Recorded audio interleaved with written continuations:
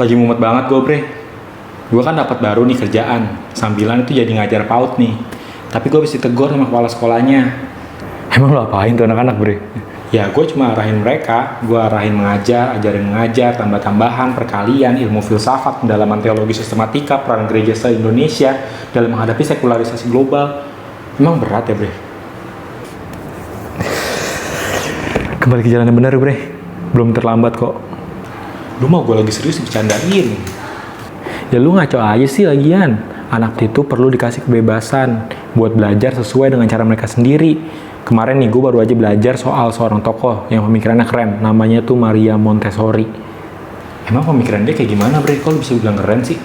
Nah, Montessori memulai langkah di dunia pendidikan dengan melakukan observasi dan penelitian terhadap anak-anak yang berkebutuhan khusus.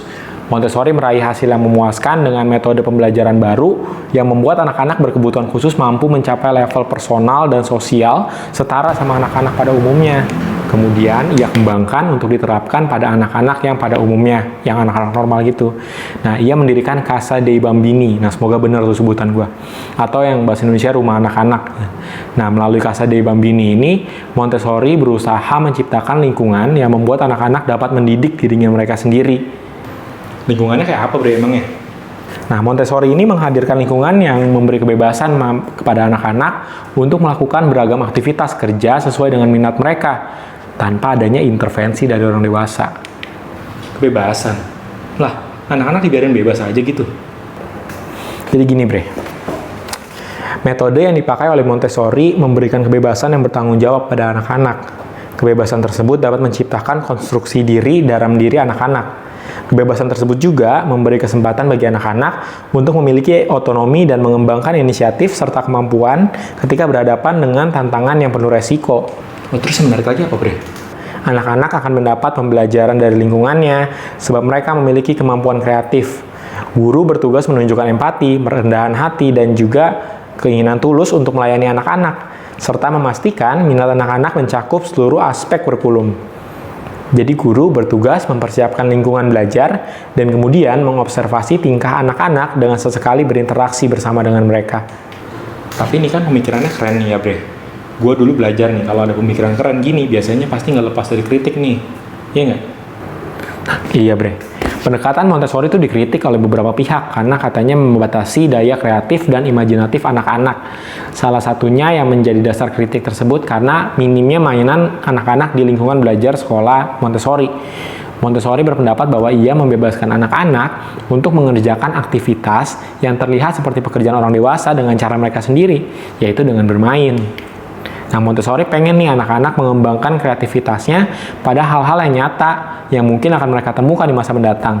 Tapi respons Montessori ini ada benernya juga ya. Jangan sampai anak-anak terjebak sama dunia imajinasi palsu buatan orang dewasa. Terakhir banget nih, Bre, gue penasaran banget nih. Emang di Indonesia dampaknya gimana sih pemikiran Montessori?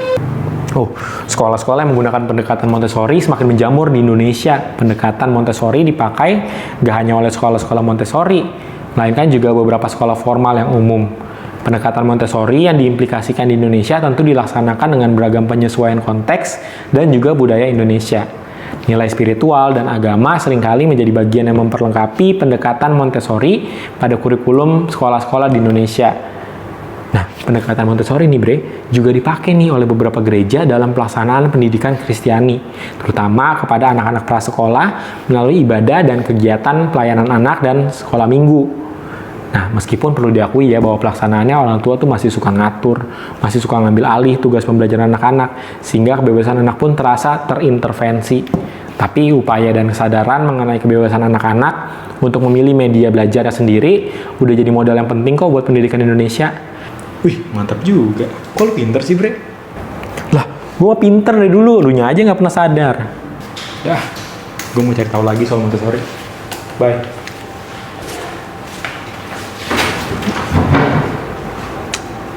Datang nggak dijemput, pulang nggak diantar nih anak.